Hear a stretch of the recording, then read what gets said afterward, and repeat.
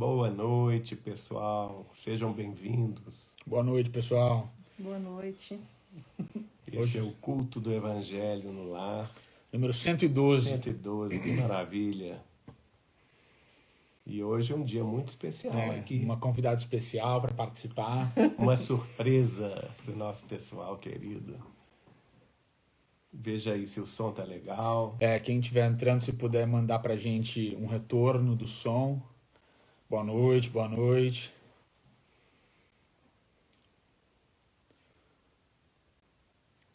Parece que alguém colocou ali ótimo som. Então podemos começar. A gente pode começar, gente. Então nós vamos fazer a nossa prece, depois eu apresento para vocês a Valéria. Bom, pessoal, então vamos à nossa prece inicial. Com a bênção de Jesus. Nosso Deus, nosso Pai, de infinito amor, de infinita misericórdia, de infinita justiça, inteligência suprema, causa primária de todas as coisas, em nome de Jesus Cristo de Nazaré, o nosso Mestre amado, o pão da vida, a luz do mundo, o Cordeiro Santo, o Cordeiro de Deus, o amado das nossas almas, todos nós nos reunimos aqui, nesta noite. Sempre, Jesus, sempre, Mestre, rogando as tuas bênçãos e a tua paz em nosso favor.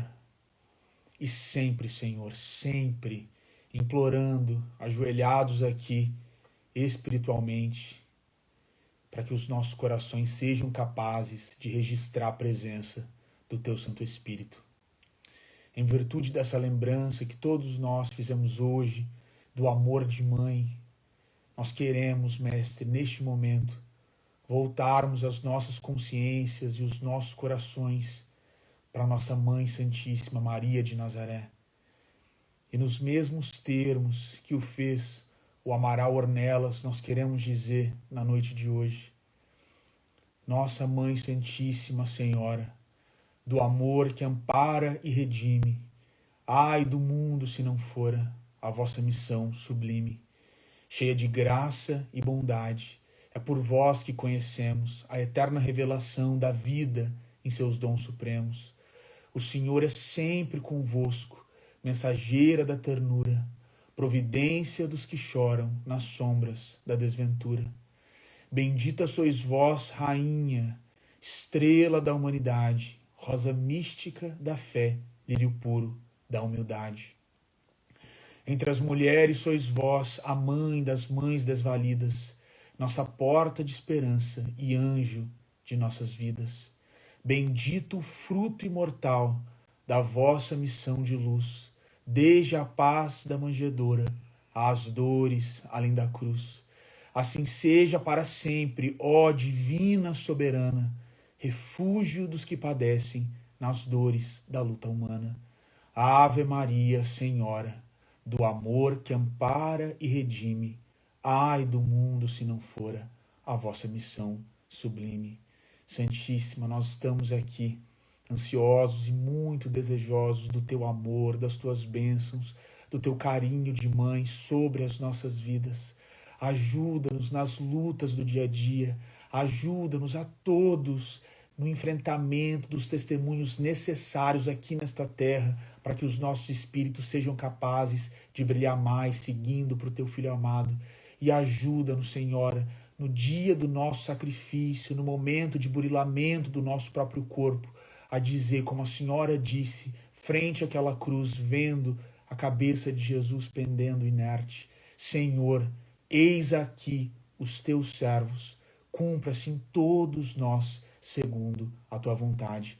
Nós chamamos muito, Santíssima, nós chamamos muito, Jesus. Sejam e estejam conosco aqui no nosso culto do Evangelho e por toda a eternidade.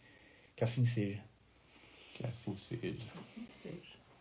Bom, gente, hoje nós estamos com muita alegria recebendo aqui uma prima querida de São Paulo, Valéria Machado Pascoal. Ela é filha da tia Nair Machado Pascoal, que foi a minha tia, a avó, quem me apresentou ao Chico. no dia 14 de outubro de 1981. E naquela data, a Valéria estava conosco, lá no Centro Espírita União de São Paulo. Então é uma pessoa muito querida, filha mais nova da Tia Nair, e que está em visita a Belo Horizonte e vai participar de nossas tarefas. Seja bem-vinda. Seja bem-vinda. Obrigada aos dois. Imagine eu que estou realmente... Nem esperava estar aqui com vocês. Querida. É até um sonho estar aqui com vocês. Vocês caíram agora, me deram essa oportunidade, né, de vir aqui, encontrá-los. Então, eu estou muito feliz de estar aqui mesmo. Estou com o coração. Que bom. Graças a Deus também. Nós também. Bom, hoje teremos então o Evangelho, que é a sequência do assunto que nós já estávamos tratando de Kardec, das explicações do item do capítulo que nós estamos estudando. O João Pedro vai ler para nós e daí a gente comenta. Bom, pessoal, para quem está acompanhando conosco no texto, nós estamos no capítulo 18 de O Evangelho segundo o Espiritismo, nós estamos no primeiro comentário de Allan Kardec e nós estamos iniciando o parágrafo que se inicia assim: entretanto, seria injusto acusar-se o povo. Então, para quem está acompanhando, nós estamos posicionados desta forma. Então vamos continuar no texto e a gente segue com os comentários. Entretanto, seria injusto acusar-se o povo inteiro por tal estado de coisas. A responsabilidade cabia principalmente aos fariseus e saduceus, que sacrificaram a nação pelo orgulho e fanatismo de uns e pela incredulidade dos outros. São eles, pois, sobretudo, que Jesus identifica nos convidados que se recusam a comparecer ao festim das bodas. Lembrando que é nesse contexto em que nós estamos. Depois acrescenta: vendo isso, o Senhor mandou convidar a todos os que fossem encontrados nas encruzilhadas, bons e maus. Queria dizer, desse modo, que a palavra ia ser pregada a todos os outros povos pagãos e idólatras, e estes, aceitando-a, seriam admitidos ao festim em lugar dos primeiros convidados. Querem começar? Só volta aí para a gente começar do início. Bom, gente, então só rememorando, nós estamos falando sobre a parábola do festim das bodas. Então, Jesus conta essa parábola, que ela é certamente... como já comentamos antes, é uma parábola profética. Ele vai comparar a missão dele como a imagem de um casamento, né? Em que o Senhor, que no caso é Deus, manda o seu filho, que no caso é o noivo, que é Jesus, à terra, que é a noiva. Então, esse casamento, essa aliança divina entre Jesus e a terra se dá justamente no momento em que o próprio Filho do Senhor vem ao mundo terrestre em carne e osso. Ele vive ali na Judéia, na Galileia, ele percorre aquelas paragens sagradas desde onde nasceu, em Belém, até onde cresceu e junto com o pai, quando vai a Jerusalém aos 12 anos pregar no templo, não é? Quando depois volta aos 30 anos para assumir a sua missão evangélica de espalhar a boa nova do evangelho, da redenção. E a partir daí ele convoca os seus discípulos, esses discípulos tornam-se seguidores. Nós temos aí 12 primeiros discípulos, e nesse pequeno núcleo começa então essa grande festa da aliança. Só que o que se esperava? Não é? Naturalmente, como nós comentamos nas outras reuniões, todo pai que vai casar um filho ou filha faz uma festa, arruma a casa, não é? Convida aqueles que irão ser os cônvivas da reunião, da celebração. E nessa parábola, Jesus explica que os primeiros convidados, eles recusaram o convite. É muito curioso isso, porque indiretamente ele já estava prevendo que o povo hebreu não iria aceitar a mensagem dele, não iria aceitar esse casamento, né? Não iria aceitar que ele era o noivo, né? Então, por isso é que eles recusam o convite, eles não vão ao casamento.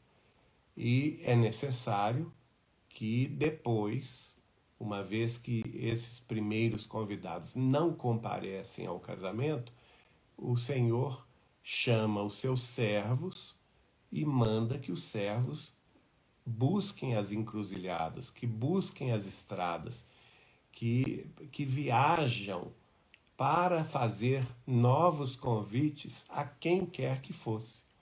E é aí que está dito, então, portanto, que vendo isso, o Senhor mandou convidar a todos os que fossem encontrados nas encruzilhadas, bons ou maus. E é curioso porque justamente a gente vai ver isso acontecer depois da missão de Paulo de Tarso. Nós até antes aqui do culto começar, nós estávamos comentando de Paulo de Tarso. Para a Valéria é a figura central, assim, mais bela do cristianismo, tendo o livro Paulo e Estevão como um norte, né, Valéria? É, maravilhoso. E a vida dele é um grande exemplo para todos nós. E Jesus vai justamente escolher Paulo de Tarso para ele chamar esse povo, os gentios, toda a gente, para não ficar restrito à casa de Israel. Casa de Israel, a divulgação do Evangelho. Porque se fosse depender apenas dos 12 apóstolos, que naquela época ainda eram discípulos, né? Porque eles estavam ainda começando. Vamos imaginar o seguinte: depois que Jesus morreu, que é a segunda parte aí da parábola, que ele fala que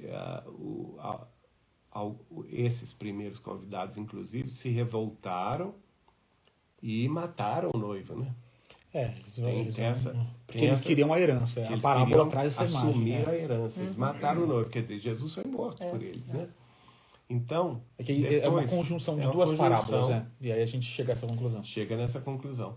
E aí, quando Jesus, depois, já na vida espiritual, vai chamar Paulo de Tarso para que ele faça a divulgação do Evangelho para os gentios, para os povos não hebreus, a gente pode encaixar essa parte aí, justamente aí, não é?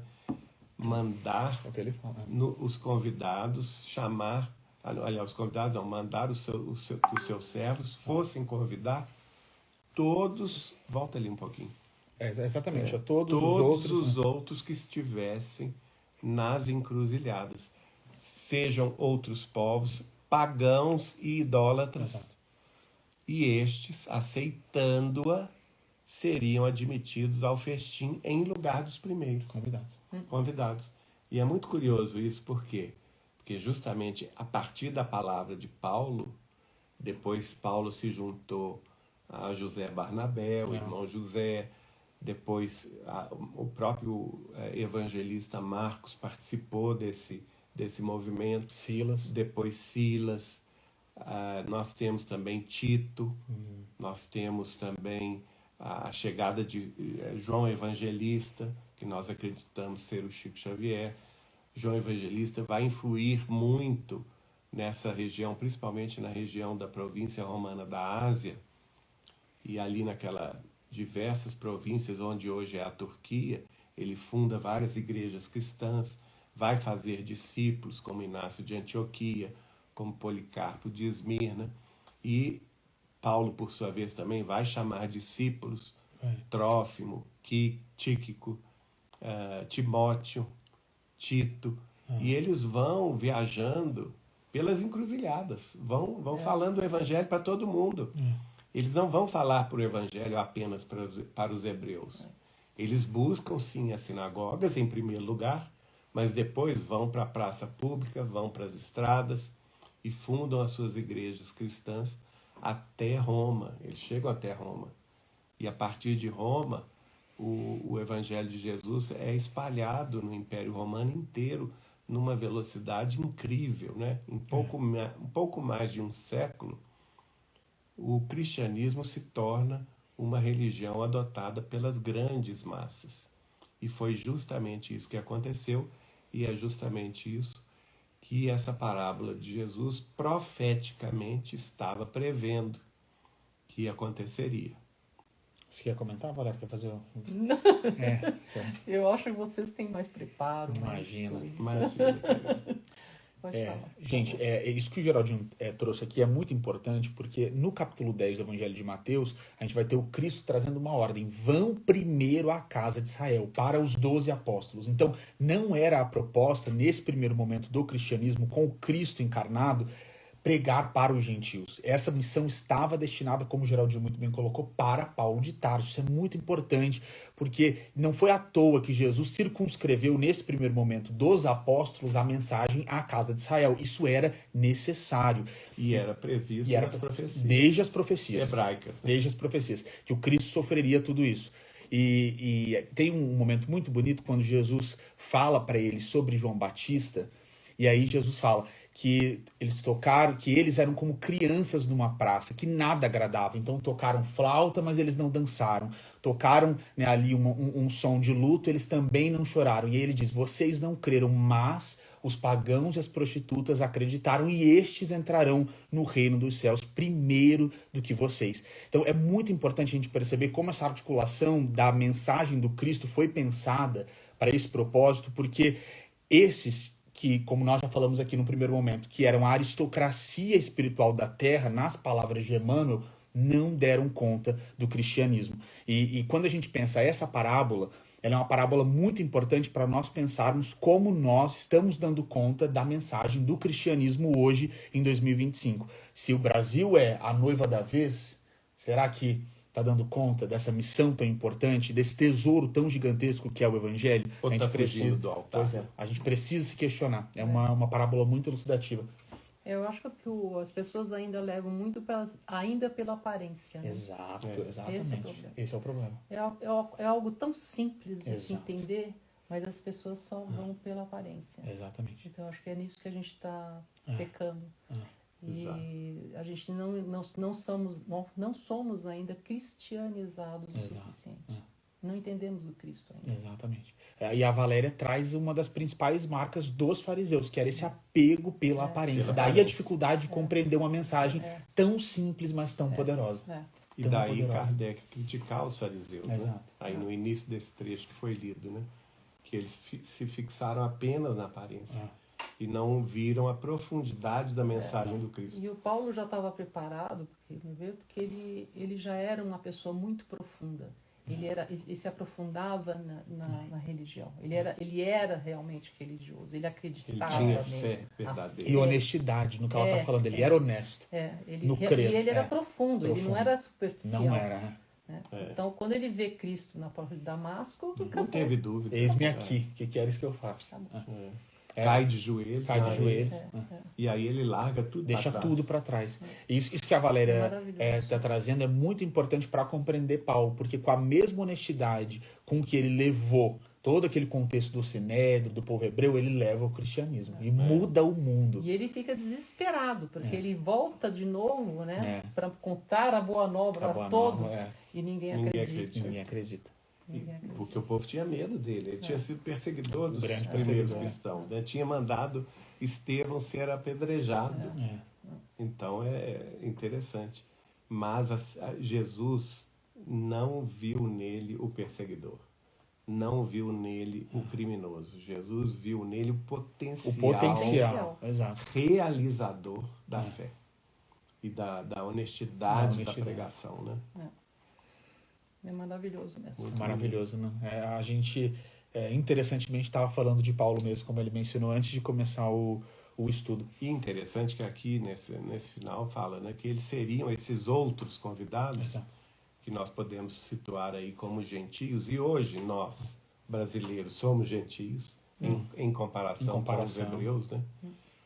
Seriam aqueles que seriam admitidos no festim Em lugar das dos bodas, primeiros, né? em lugar dos primeiros convidados. E nós vamos ver na história, né, Emmanuel vai nos contar isso através do livro A Caminho da Luz, o livro também, Brasil, Coração do Mundo, Pátria do Evangelho, do espírito de Humberto de Campos, vai nos contar isso, que ao longo da história, a árvore do Evangelho que havia sido plantada na Palestina, na Judéia, distante de há 2000 anos atrás, foi sendo também transplantada. A partir do momento que essa figura simbólica da noiva, né, que é a terra, não aceitou o noivo, que no caso, naquela época, a Judéia, a Galiléia, a Palestina ali, não aceitaram a presença de Jesus como noivo, mataram o noivo, ela foi tirada de lá. A árvore do Evangelho foi transplantada para Roma, né? Depois de Roma, a mesma coisa. Em Roma, no Império Romano, a mensagem, uma vez que no livro Emmanuel explica que a própria criação do Império Romano foi instruída do mundo espiritual para facilitar a transmissão da mensagem num único grande país, sem barreiras comerciais, alfandegárias, né? Então, a partir do momento que a mensagem cristã atingiu o coração dos gentios de todas as procedências no Império Romano, as pessoas simples de coração aceitaram de boa mente, né? Muito embora elas não tivessem a instrução hebraica. Os patrícios não aceitaram. Por isso elas eram chamadas muitas vezes de pagãs, ou idólatras, ou gentia. Mas não importa, elas aceitaram de boa mente, elas seguiram Cristo, né? E por isso até houve a contra-reação, a reação do poder instituído de Roma, que passou a perseguir os cristãos, que os cristãos começaram a incomodar os imperadores, os generais, não é? E aí, novamente, aquela que seria a noiva, a segunda noiva, que é Roma, também não aceita o Cristo, passa a queimar os cristãos em praça pública, passa a mandar que os cristãos fossem dilacerados pelas feras nos circos romanos, aquele horror romano, derrame de sangue. E aí, novamente, a árvore é retirada. Dali de Roma e é transplantada para as Gálias. Olha que interessante, né? Pouca gente sabe disso, mas se a gente for estudar profundamente a obra de Chico Xavier, nós vamos ver que houve todo um preparo para levar para as cercanias de Lyon, que naquela época era parte das Gálias transalpinas, e se chamava Ludgunum. Ali se fundou a primeira igreja de São João Evangelista, que era já nos primeiros para segundo século do cristianismo. No segundo século, podemos dizer que é essa passagem do primeiro para o segundo século do cristianismo, as tradições originais da Casa do Caminho de Jerusalém, né? E essa simplicidade foi restabelecida lá nas Gálias. E, novamente, a perseguição veio. O livro, nós vamos ver a descrição dessa perseguição no livro Ave Cristo, no século III e IV do cristianismo, né? Que, então, a própria autoridade romana, que ainda mandava na região, massacrou outra vez os cristãos em Lyon. Então, vejam, é uma luta. O cristianismo se estabelecer, seja onde for, é uma ameaça aos poderes constituídos, né? E nós vamos ver que se tentou, ao longo dos anos também, nas mesmas Gálias, com os valdenses e com os cátaros, entre a França e o norte da Espanha. Também, novamente, eles foram massacrados, eles foram queimados vivos, tragédias imensas. Depois se tentou com a Reforma Protestante, não é? Inicialmente com Wycliffe, depois veio Jan Hus, que é o nosso Kardec, uma das vidas de Kardec, Chico Xavier. Acabou onde Jan Hus? Queimado em praça pública, em 1415, em Constança. Né? Porque ele estava trazendo a verdade, a simplicidade, né? Mostrando que as pompas e as circunstâncias da igreja daquela época não faziam sentido nenhum, que era preciso voltar às A origens simplicidade. da né? simplicidade. Aí veio Lutero, a mesma coisa. Vem o quê? Vem a reação da Inquisição, perseguindo os reformados, perseguindo outra vez todos aqueles que traziam novas visões.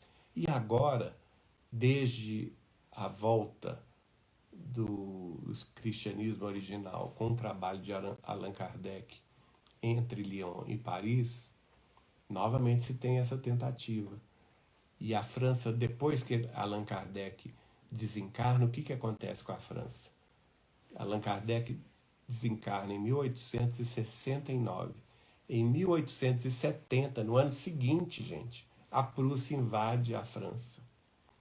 E começa a Guerra Franco-Prussiana, que levou uma matança indiscriminada na Europa inteira, gerou uma grande fome na Europa no final do século XIX. Essa fome e essa guerra vai ter consequências no início do século XX, e nós vamos certamente nos lembrar que a França esteve envolvida na Primeira Guerra Mundial, na Segunda Guerra Mundial, foi devastada, e naturalmente que o plano espiritual, já prevendo esses insucessos, retirou da França a árvore do Evangelho, na época de Kardec, e trouxe-a para o Brasil. A França é totalmente materialista. Atualmente, né? totalmente Muito materialista. tempo, muito Totalmente. materialista. Infelizmente, né?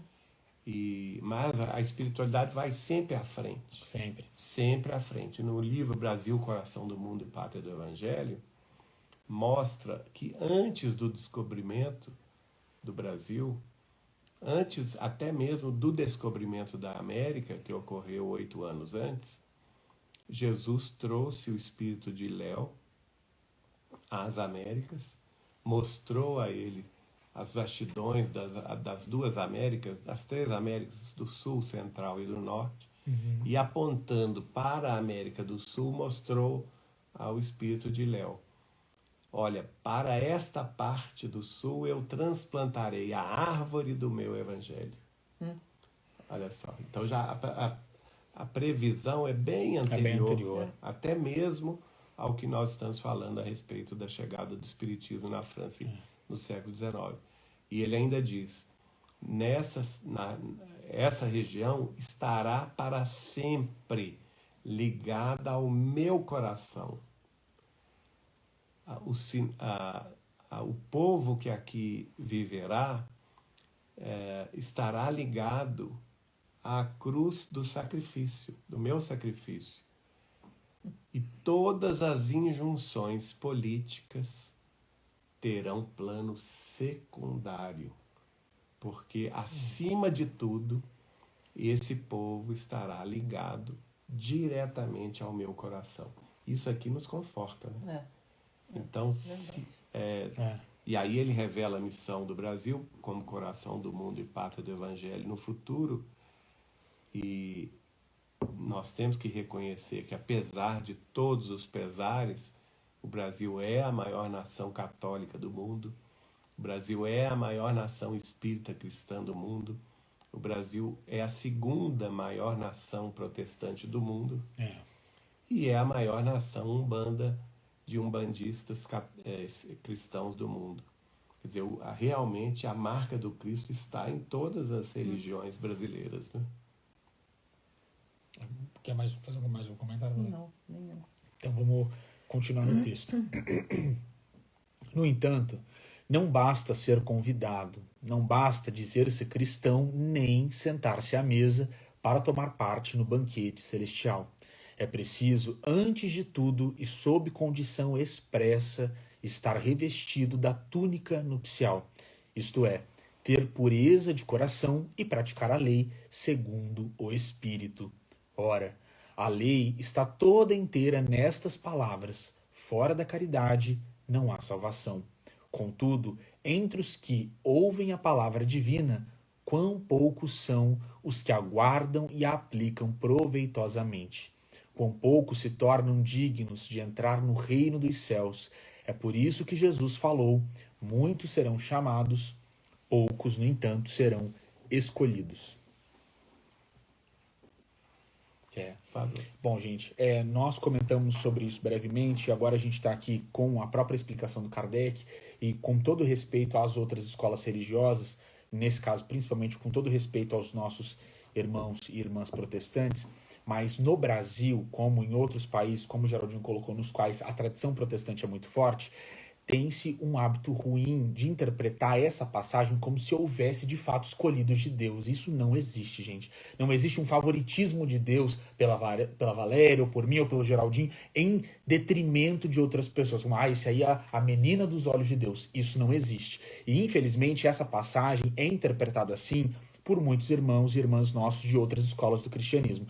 E com o espiritismo não restam dúvidas que essa ideia do muitos os chamados, poucos escolhidos, poucos porque poucos vão se preparar para participar desse banquete. Então, quando Kardec deixa clara a interpretação dessa passagem, dizendo pra gente, vocês precisam entender que veste nupcial é pureza de coração, e aí a gente lembra de veste nupcial numa cor clara, numa cor branca, e aí, para nós espíritas, não restam dúvidas de que poucos escolhidos, porque poucos se preparam nesse trabalho da caridade, do amor ao próximo, e não restam dúvidas para nós espíritas de que qualquer um que se prepare nesses termos não significa que seja um escolhido de Deus. Pelo contrário, significa uma pessoa que admitiu essa responsabilidade e deu conta dela, trabalhando na caridade, trabalhando no amor, servindo. E aí a gente lembra da célebre frase de Emmanuel no Pensamento e Vida, quando ele nos diz: amar é, acima de tudo, serviço ao próximo. Então, a gente precisa ter um olhar bem lúcido para esse tipo de passagem, percebendo que significa nada mais do que, se a árvore do Evangelho foi transplantada para o Brasil, isso é responsabilidade para o Brasil, e não um privilégio, como se o Brasil, em algum termo, fosse diferente das outras nações ou tivesse sido privilegiado pelo coração de Deus. Não significa isso, é responsabilidade. E a gente precisa tomar essa responsabilidade para que o Brasil não se torne mais uma noiva, como o Geraldinho colocou, a fugir do altar. Fugindo do altar, não é o caso. Se Deus quiser, a gente vai dar conta desse trabalho. Chega, né? Chega, né? Acho que nós já caminhamos Bastante, né? Dessa aliança. Bastante, A gente tem de pegar o nosso pedaço que precisamos cumprir, né? Nessa nossa última oportunidade. E não só nos reformarmos, mas fazer principalmente o melhor para os outros. Né? Servir mesmo. Servir. Como não só Jesus, mas principalmente como Chico Xavier. Por exemplo. Um exemplo, né, disso. Todos uma vida os dias, serviço. a vida inteira dele. Né? Então aquela palavra sempre carinhosa em todas as vezes que ele assinava, né, seu servidor. Seu servidor, olha a força disso. Isso é maravilhoso, né? Todas as dedicatórias, gente, a Valéria está se referindo às dedicatórias do Chico Xavier. E ele terminava sempre assim, do vosso irmão e servidor. Olha que beleza, Chico servidor. Isso é maravilhoso. É maravilhoso. É maravilhoso. Essa é uma compreensão, como você colocou no início, bem profunda da mensagem do cristianismo, com o Cristo no centro.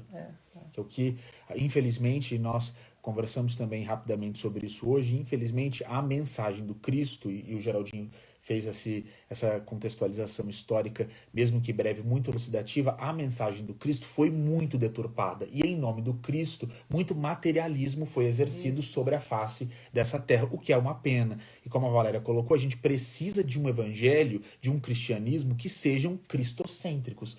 Evangelho, cristianismo com o Cristo no centro, admitindo que esse postulado, que a mensagem de Jesus Cristo precisa ser todo o norte interpretativo, tanto da Bíblia, toda a Bíblia, de Gênesis até Apocalipse, como das nossas vidas. E isso, gente, é mais do que verdade dentro do espiritismo cristão. Exatamente. Né? Eu me lembro, na década de 80, o Chico falar conosco, comigo, com o Bacelli, com o Ivanir, gente, no futuro vão tentar tirar Jesus do espiritismo. Não deixem. Porque o dia que conseguirem isto, o espiritismo morre na Terra. O espiritismo vai virar uma filosofia qualquer, sem expressão no coração popular. E o espiritismo é Jesus de novo para o coração do povo. Tudo que estiver fora disto é conversa fiada. Isso são palavras que eu ouvi do próprio Chico Xavier, não é? Esvazia totalmente. Esvazia a essência do espiritismo. Esvazia. Isso que o João falou até nas nossas reuniões de segunda-feira lá com os jovens, no Grupo Espírita Saber Amar, ele já fez essa explicação muito clara, não é? Que nós temos que entender que o Espiritismo é essencialmente cristão. É ontologicamente cristão. Ontologicamente cristão. Não tem outra interpretação, não tem outro viés. O Espiritismo é o cristianismo redivivo. Isso foi dito claramente na obra de Kardec. Né? Não somente pelo fato de Kardec publicar esse livro que nós estamos estudando, o Evangelho segundo o Espiritismo, colocando o Cristo no centro das nossas responsabilidades morais e da nossa ética espírita. Exatamente. Né?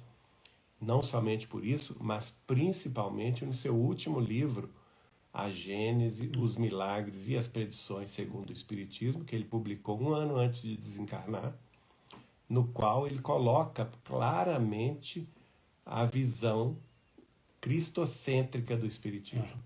Que o Espiritismo era, sim, o Consolador prometido por Jesus. É neste último livro que Kardec rasga o verbo a esse respeito, a partir do... Ele fala nisso no primeiro capítulo, que ele trata da verdade espírita, propriamente dita, né?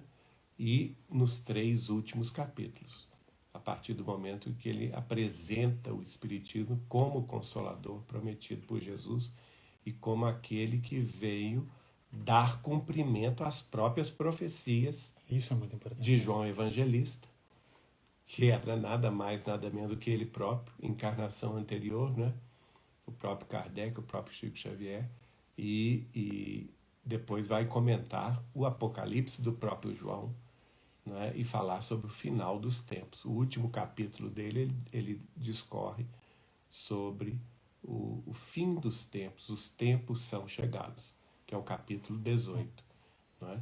Mas antes disso, no capítulo 17, ele fala sobre a missão do Consolador, e no capítulo 16 ele estuda a mediunidade de presciência, de profecia, que ele chama, que é o capítulo denominado a teoria da presciência. Ora, tudo isso vai se encadeando, porque ele vai desembocar todo o seu conhecimento, né? Toda a sua obra, que a gente pode dizer que são 33 livros, se a gente contar cada revista espírita um livro, somando o Pentateuco, que são as 5 obras principais, incluindo esta última, que é a Gênese, todas as obras subsidiárias ou livretos que ele publicou, junto com também todos os anos da Revista Espírita, ele termina justamente toda a sua proposta elucidativa sobre a doutrina dos Espíritos, nesses 3 capítulos, e ali ele vai falar sobre a transição planetária, vai falar sobre os movimentos e as dores da transição planetária, vai falar sobre os flagelos diversos. Tudo isso nós estamos vivendo hoje, né? O mundo inteiro está vivendo. Inclusive, na Revista Espírita, um dos espíritos superiores fala com Kardec que a transição planetária já havia começado 1 século antes da doutrina espírita. E mais tarde, Chico Xavier vai receber mensagens dizendo, inclusive no programa Pinga Fogo, ele afirma que esse processo iria terminar em 2057. Ou seja, é um processo de 3 séculos. É o processo aí de grandes transformações, de grandes sofrimentos, que nós estamos passando até hoje. Né? Mudanças radicais acontecendo no campo da ciência, no campo da medicina, no campo, inclusive, religioso, né? No campo também das tecnologias novas, das invenções novas, preparando a humanidade para uma nova aurora, um novo amanhecer, mas está faltando essa veste nupcial ainda. Nós estamos convidados ao festim das bodas? Estamos. O Brasil é, hoje, o coração do mundo e a pátria do Evangelho? Não temos dúvida. O Brasil é onde o Evangelho de Jesus é mais estudado no mundo hoje. O Brasil é a nação cuja população está mais afetivamente ligada ao coração do Cristo. E isso basta a gente estudar aí os acessos ao Google. Nós vamos ver que o Brasil é o primeiro país que acessa o nome de Jesus no Google. Olha que interessante, né? No mundo inteiro. Então, isso é um dado fático, é um dado concreto, que realmente a população brasileira está ligada ao coração do Cristo. Agora, mas nós ainda temos que nos preparar para esse festim. E essa preparação depende dessa veste nupcial a qual Kardec se refere como uma preparação íntima, que é o que o João Pedro comentou muito bem, que é o quê? Servir, que é se despojar de toda vaidade, de todo orgulho, de todo egoísmo, para servir ao Cristo, para colaborar com a construção de um mundo melhor. E nessa parte, nós ainda deixamos a desejar, não é? Embora a gente perceba, né, que hoje é muito mais fácil, você vê a facilidade que as pessoas têm em lidar com o nome de Jesus. Você dá para sentir que hoje as pessoas não têm vergonha de falar de Jesus. Exatamente. Né? Sou cristão. Já é natural. Então a gente sente realmente essa busca maior. Né? Da espiritualidade, de uma forma geral, né? É uma busca muito grande hoje. Isso é uma maravilha. E é espontâneo, né? É, espontâneo. Jesus te abençoe, Deus te abençoe. Isso. Vai com Deus. Vai com Deus. Né? Não tem, olha, mesmo lá onde eu moro, uma cidadezinha pequena, é mais fácil isso, porque as pessoas se cumprimentam muito. Mesmo não se conhecendo, dá bom dia, boa tarde, né? E às vezes você faz uma gentileza aqui, já agradece com Jesus na palavra. Deus te pague, né? Jesus te abençoe. Te abençoe. Isso é muito gostoso. É muito né? gostoso, é verdade. E essa simplicidade do povo, que é humildade verdadeira, é que encanta a gente. Né? E a gente tem visto, gente, é incrível isso que a Valéria está falando, a gente tem visto isso, alguns estrangeiros que moraram ou moram no Brasil têm feito alguns recortes no Instagram falando sobre a vida brasileira, falando sobre os brasileiros, e é até gostoso ouvi-los, porque eles citam isso, né? Eles citam essa acolhida, esse carinho, que então, e elogiam isso. Eles não querem voltar para o país de origem, porque eles não têm isso lá. E eles sentem isso aqui, não é? Eu acompanho alguns deles. O quanto faz falta. Faz né? falta, exatamente. E é curioso a gente ver isso justamente de pessoas de fora, tendo esse olhar sobre o brasileiro, né? Como que o brasileiro acolhe o estrangeiro, como o brasileiro bem recebe todos eles e como tem sempre esse carinho despojado de interesses imediatos, né? Que lá fora é mais difícil. Você está sempre fazendo aquela networking para algum objetivo profissional, algum ganho pessoal, né? E isso aqui ocorre em menor medida.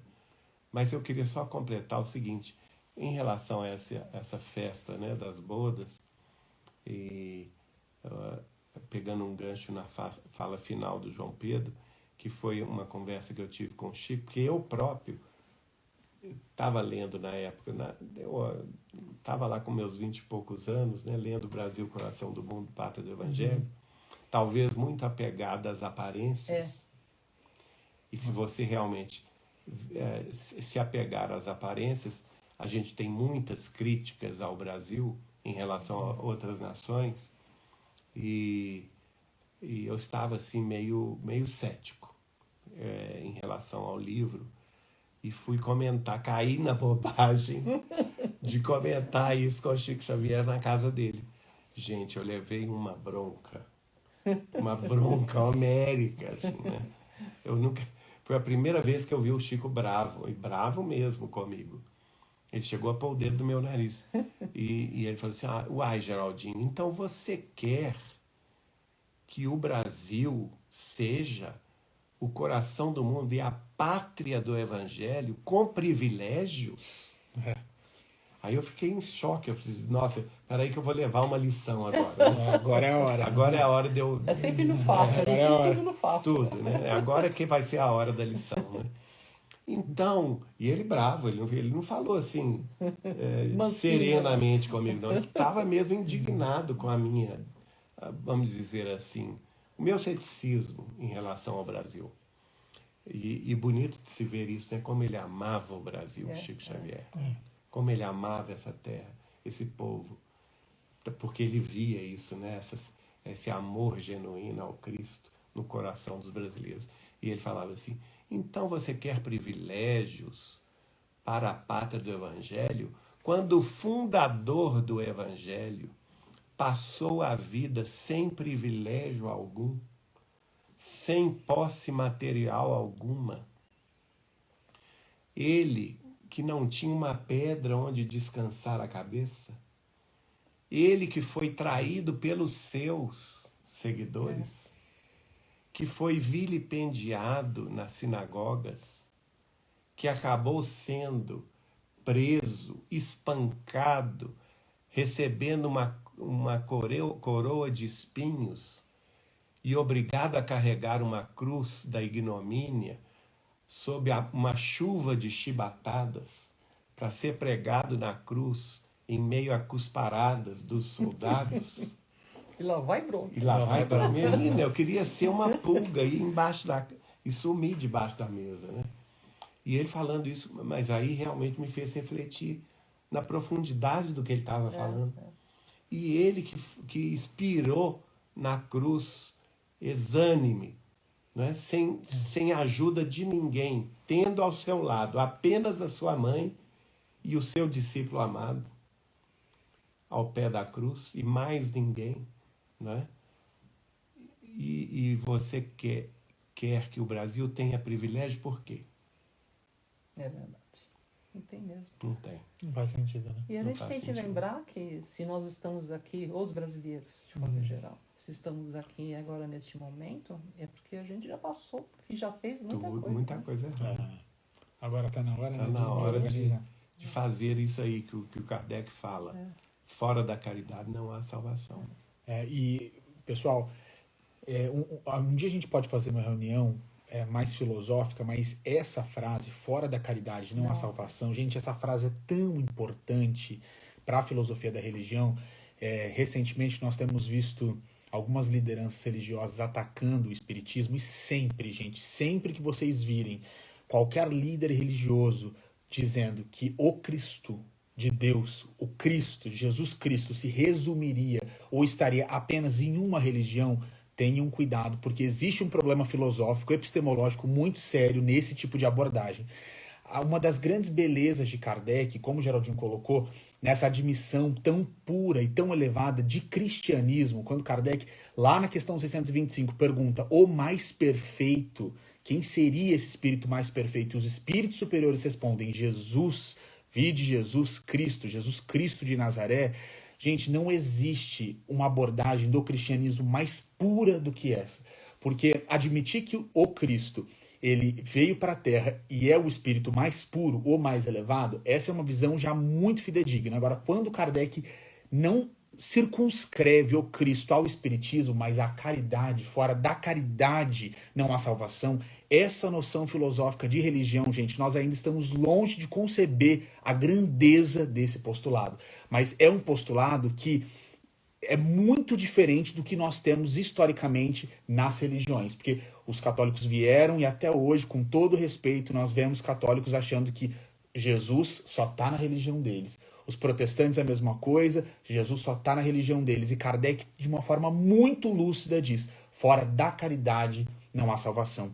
Então a gente precisa valorizar a bênção que é ser espírita e receber tanto em termos de conhecimento, porque esse nível de tecnologia de conhecimento, com todo respeito, as outras religiões que passaram na Terra não apresentaram, porque a gente não pode querer agarrar ou circunscrever o Cristo só à nossa percepção de mundo, só à nossa religião, mas aos postulados que o próprio Cristo trouxe para o mundo. E fora da caridade, essa é a maior bandeira, não há salvação. A gente pode ter pessoas que serão salvas no catolicismo, no protestantismo, no espiritismo, porque salvação é redenção espiritual. Infelizmente, a gente tem visto algumas lideranças atacando outras religiões, e esse é um modus operandi que não tem nada a ver com o cristianismo, não tem nada a ver com o discurso de Jesus.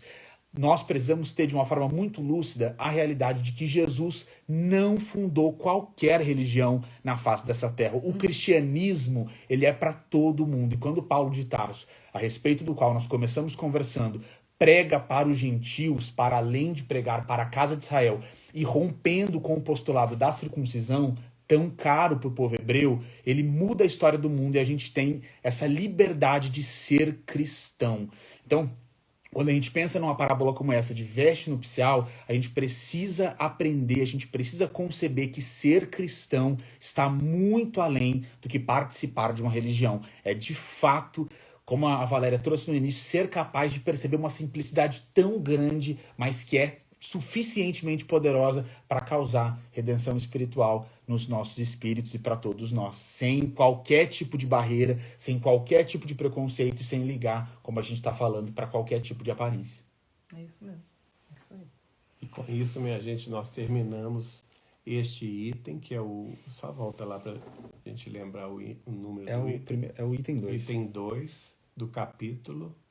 Do capítulo 18. 18, muitos os chamados e poucos os escolhidos. Semana que vem a gente vai entrar no item 3, que chama-se A Porta Estreita. A Porta Estreita, olha aí, gente. Item 3 e item 4, que Kardec vai aprofundando, vocês notam, né? Ele apresenta um postulado evangélico, depois comenta. O primeiro item foi justamente a parábola do festim das bodas. O segundo item, o comentário deles, aliás, deles não, de Kardec sobre o festim das bodas. E agora ele vai falar sobre a porta estreita, que é justamente isso que o João Pedro acabou de falar.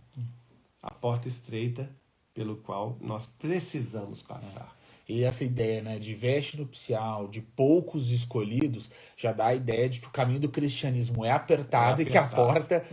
Não é fácil ser cristão, é difícil ser cristão, gente. Ser cristão é muito mais complexo do que a gente imagina. A gente precisa ser um cisco. Pois é. Qual o exemplo? É verdade, é verdade. O Chico falava, né, gente? De Francisco eu não guardei nem o nome. Só restou o cisco. E quando a gente fala, só para esclarecer, quando a gente fala que essa compreensão do cristianismo ela é complexa porque nós estamos encarnados e porque nessa condição de seres encarnados nós ligamos muito para a aparência. Toda a nossa reflexão ela parte de um ponto de vista materialista. Por isso que é complexo compreender essa simplicidade que a Valéria fez referência. Não é simples, gente. A gente não pode subestimar o peso da matéria. Jesus não manda a gente orar e vigiar à toa. Estar encarnado é difícil. Compreender essa simplicidade é difícil. Mas com esforço um dia a gente chega lá. A gente chega. Com fé em Deus. Bom, gente, a gente agradece a presença de todos. Agora é a hora da gente preparar as nossas águas para serem fluidificadas. E também pedir o auxílio dos nossos mentores e guias espirituais para nos abençoar através da oração. Vamos encerrar este culto, então vamos nos unir a todos vocês em seus lares, em todos os estados brasileiros, além também das pessoas que nos seguem do exterior, para fazer a nossa oração nessa grande família. Louvado sejas, Jesus querido, pela oportunidade que nos dás, unindo coração a coração, mente a mente, transmitindo-nos paz, esperança e luz. Amado Mestre, esteja sempre conosco, infundindo em nossos espíritos a coragem necessária para que nos superemos, para que tenhamos forças sempre renovadas em lutar contra as nossas más tendências, em superar as nossas próprias inibições, em transpor os muros de nossas separatividades, para que então possamos unir corações, para que possamos costurar uma fraternidade legítima entre todos os povos, entre todas as etnias, entre todas as idades, entre todas as crenças, pois que todos somos filhos de Deus, nosso Pai Celestial. E Tu nos ensinaste isto na Tua prece dominical, Pai nosso que estás nos céus. E é esta compreensão que nos move agora para agradecer-te a presença querida em nosso culto do Evangelho no lar. Sentimos a presença amorosa de nossos amigos e familiares espirituais que já residem no mais além, que nos acompanham sempre, com alegria e paz nos corações. Nós te agradecemos, Senhor, pela presença deles, almas queridas, às quais estamos ligados por laços indefectíveis de amor e verdade. A eles a nossa gratidão. Recebam as flores de nossa gratidão e continuem nos inspirando a seguir-te, Senhor Jesus, com valor, fé e dedicação imorredouros. Mestre amado, ousamos ainda te rogar a continuidade dessas bênçãos, para que as tarefas se multipliquem em teu santo nome, para que tenhamos sempre disposição e boa vontade para abraçar os irmãos do caminho como nossos próprios irmãos, sem pré-julgamentos, sem barreiras de separatividade, sem quaisquer dificuldades mundanas, porque precisamos reconhecer-nos uns aos outros como espíritos imortais que haveremos um dia de transpor os umbrais da morte para nos reencontrar na vida verdadeira, a vida espiritual que nos espera e para a qual nos dirigimos um dia. E se Deus nos permitir, com a veste nupcial que haveremos de preparar para os nossos próprios caminhos. E em assim sendo, Senhor, nós te pedimos abençoar-nos hoje, amanhã e sempre. Que assim seja. Que assim seja. Graças a Deus, gente. Bom, pessoal, então com essa prece maravilhosa do Geraldinho, emocionante, com a presença abençoada aqui da Valéria, a gente encerra esse culto do Evangelho desta noite, tá bom? Um grande beijo, até semana que vem, gente. Até semana que vem.